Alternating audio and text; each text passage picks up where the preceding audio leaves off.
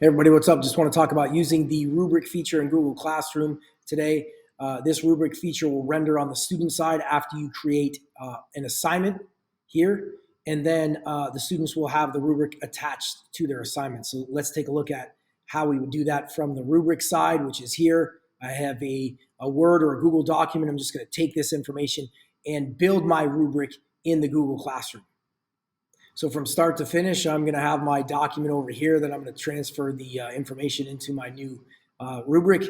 You can also build on the fly if you don't have that criteria yet. So I'm going to go to classwork, create a new assignment, and then the rubric option will render here. So here's my new assignment. I'm going to edit the assignment here, and the rubric option appears here. Click on that. We're going to create right in Google Classroom.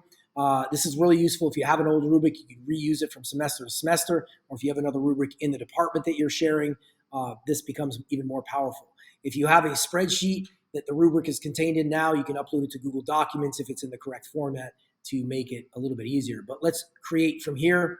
You get to the rubric creation page, and here are the different data points that you can just take the information from your old rubric and build them here, or create from scratch.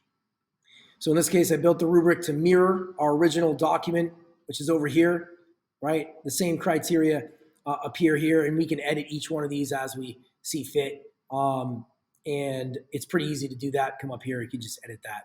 Now let's take a look at what it looks like on the student end when they submit their project or their assignment and how the rubric attaches with that.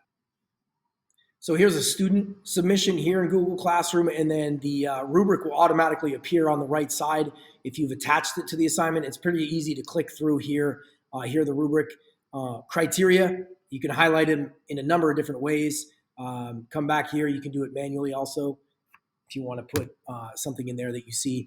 We use the private comment feature down here if you'd like to add comments to feedback to the assignment, or you can actually add the comments like you would in a normal Google document.